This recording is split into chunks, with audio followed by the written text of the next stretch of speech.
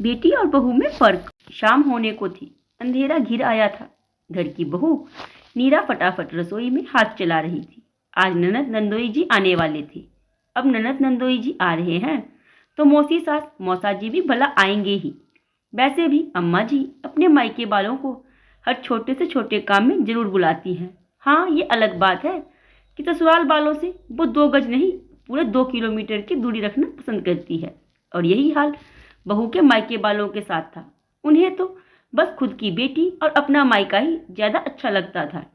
आज वैसे तो कोई खास त्योहार नहीं है, ना ही घर में किसी की सालगिरह, पर अम्मा जी ने खास न्योता देकर अपनी बेटी और दामाद को बुलाया था, क्योंकि उन्हें लग रहा था कि उनकी बेटी दामाद को आए हुए बहुत दिन हो गए। हाँ, ये अलग बात है कि अभी 10 दिन पहले ही तो आकर गई थी। और वैसे भी कौन सा अम्मा जी ने काम करना था। घर में बहू आने के बाद तो सास वैसे ही रिटायरमेंट ले लेती है। हाँ, पर ऑर्डर देना नहीं भूलती। तो इस कड़ाके की ठंड के अंदर अपनी बहू को लगा दिया काम पर। अब इतनी तेज ठंड हो और गाजर का हलवा और पकौड़ी ना बने, ऐसा थोड़ी ना हो सकता था। आज के मेन्यू में यही डिसाइड था। साथ में 3 तरह की सब्जी और पूरी अलग। घर के 7 सदस्यों के अलावा मेहमानों को मिलाकर 13 लोगों का खाना बनाना था। इसलिए नीरा लगी हुई थी काम पर। मेहमानों के आने के पहले ज़्यादा से ज़्यादा काम कर लेना चाहती थी, क्योंकि मेहमानों के आने के बाद चाय पानी पकड़ाने का काम भी नीरा को ही करना था। मदद कराने की भी कोई रसोई में नहीं आता था। जैसे तैसे सब्जियां और हलवा तैयार करके रखा ही था। इतने में मेहमान आ गए। फटाफट गैस पर चाय का पानी चढ़ाया और गिलास में पानी डालकर ट्रे में सजाकर मेहमानों के पास ले गई। पानी देखते ही ननद बोली, भाभी आपको इतना भी नहीं पता, बाहर कड़ाके की ठंड है, पानी कौन पिएगा, आप तो फटाफट चाय ले आओ। अपनी बेटी की बात सुनकर अम्मा जी भी बोली, अरे इतना सुहूर तो खुद को ही होना चाहिए, पर इसे क्या पता कि आज बाहर कड़ाके की ठंड है। ये तो रसोई में आराम से काम कर रही है, इसे तो गर्माहट मिल रही है। हालत तो ठंड में हमारी खराब हो रही है। सुनकर एक बार तो नीरा को लगा कि जवाब दे दे कि अभी 10 दिन पहले भी ठंड थी, तब तो सीधा चाय लेकर ही आई थी। तो यही ननद थी जो उस दिन भी उसे सुहूर सिखा रही थी। और यहाँ अम्मा जी कितनी बड़ी गलतफहमी में है कि कड़ाके की ठंड में बहू तो गर्माहट में काम कर रही है।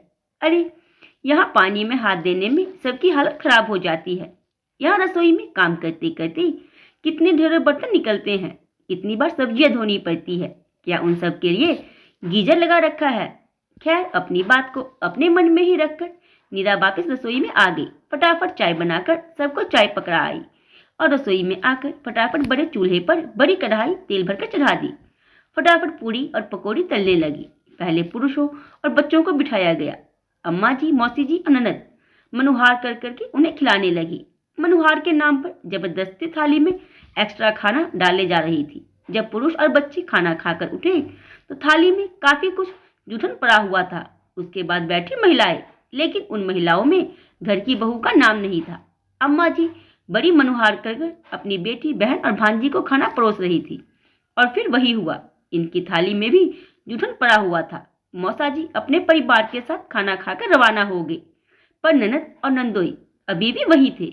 अभी नीरा का खाना बाकी था।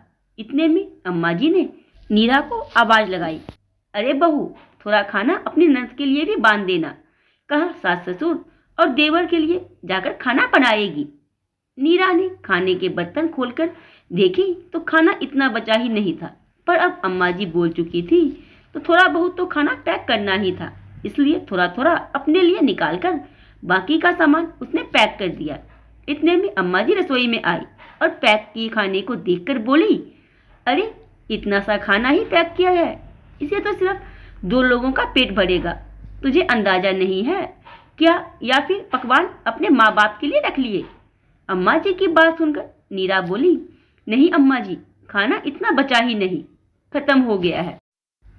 अरे इतने सारे लोगों का खाना बनाया था, खत्म कैसे हो गया? मेरे हाथों से तो कभी खत्म नहीं होता था। इतने में अम्मा की नजर उस थाली पर पड़ी जिसमें नीरा ने अपने लिए थोड़ा थोड़ा खाना निकाल कर रखा था। उसे देखते ही अम्मा के माथे पर सिलवटें आ गई और नीरा को डांटते हुए बोली, अलग से खाना क्यों निकाल रखा है? अम्मा जी, मैंने अभी तक खाना नहीं खाया है, तो मैंने अपने लिए खाना निकाल दिया। और बाकी का पैक कर दिया। तेरे बाप के घर से लाई थी जो खाना निकाल कर अलग रख दिया। अरे घर की बहू तो वो होती है जो अपने ससुराल वालों की इज्जत के लिए कुछ भी कर जाए। एक दिन दूध पीकर नहीं सो सकती थी, चुपचाप से खाना पैक कर दे। मैं बाहर बोल चुकी हूँ, अब तो ये खाना बिटिया के घर ही जाएगा। अम्मा जी की बात सुनकर नीरा हैरानी से अम्मा जी को देख रही थी। कोई औरत इतनी निष्ठुर कैसे हो सकती है? बेटी ससुराल जाकर खाना ना बनाए, उसे परेशानी ना हो, पर बहू की भूख से इन लोगों को कोई लेना देना ही नहीं था। नीरा देखते ही रह गई और अम्मा जी ने वो थाली भी साफ कर पैक करके दे दी। जब तक नीरा पूरी तरह से होश में आती तब तक ननद रानी खाना लेकर जा चुकी थी। पर नीरा उन लोगों में से नहीं थी जो चुपचाप रह जाए। बस उसने इस तरह के व्यवहार की उम्मीद नहीं की थी। घर के बाकी सदस्यों को तो पता भी नहीं था कि खाना खत्म हो चुका है। अम्मा जी तो थकावट का बहाना कर अपने कमरे में जाकर आराम करने लग गई। अभी सब सोने की तैयारी कर ही रहे थे कि इतने में डोरबेल बजी। सब हैरान रह गए कि इस समय कौन आया होगा। खुद बाबूजी ने जाकर दरवाजा खोला तो सामने एक लड़का खड़ा था। उसने बाबूजी से कहा, मैं डिलीवरी बॉय हूँ, आपके घर से खाने का ऑर्डर था। उसकी बात सुनकर बाबूजी बोले, अरे तुम्हें कोई गलतफहमी हुई होगी बेटा, हमारे घर से तो कोई ऑर्डर नहीं किया गया है। इतने में पीछे से नीरा आ गई और बोली, नहीं नहीं बाबूजी, मैंने ऑर्डर किया था। और डिलीवरी बॉय को पैसे देकर अपना पार्सल लेकर कमरे की तरफ जाने लगी। तब तक घर के बाकी सदस्य भी बाहर निकल आए। बाबूजी ने नीरा को रोककर पूछा, बेटा आज तो घर में इतने पकवान बने हैं, फिर भी तुम बाहर से खाना मंगा कर खा रही हो।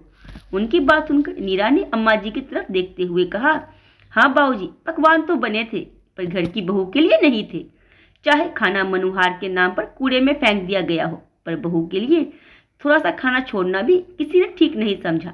अपनी इज्जत के नाम पर बहू को दूध पीकर सोने के लिए कहा जा रहा है, पर मैं समझौता करने वालों में से तो नहीं हूँ। मुझे भूखे पेट नींद नहीं आती और दूध से मेरी भूख नहीं मिटती। रात के 10 बज रहे हैं और दोपहर से इतनी मेहनत करते करते मैं थक चुकी हूँ, इसलिए अपने लिए खाना ऑर्डर कर लिया। कहकर नीरा अपने कमरे में जाकर खाना खाने लगी। पीछे से बाबूजी अम्मा जी को लता रहे थे, आज के बाद मेहमान बुलाने से पहले सोच लेना, मनुहार और बर्बादी का फर्क नहीं पता तुम्हें। खाना पेट भरने के लिए है, फेंकने के लिए नहीं है। कितना खाना तुमने मनुहार के नाम पर बर्बाद कर दिया। ऊपर से बेटी को ससुराल जाकर खाना ना बनाना पड़े, इसलिए बहू के हिस्से का खाना भी उसके लिए पैक कर दिया। अपनी बेटी के लिए खाना पैक करना जरूरी था क्या? जो खाना बना रही थी उसके लिए ही खाना नहीं बचा। खबरदार, आज के बाद मैंने सुना कि बहू के लिए घर में खाना नहीं बचा। बाबूजी के गुस्से के आगे अम्मा जी कुछ नहीं बोल पाई। वो दिन था और आज का दिन है, जब भी घर में मेहमान आते तो खुद बाबूजी रसोई में आकर जरूर चेक करते कि बहू के लिए खाना बचा है या नहीं। साथ ही साथ मनुहार के नाम पर खाना कूड़े में ना फेंकने देते।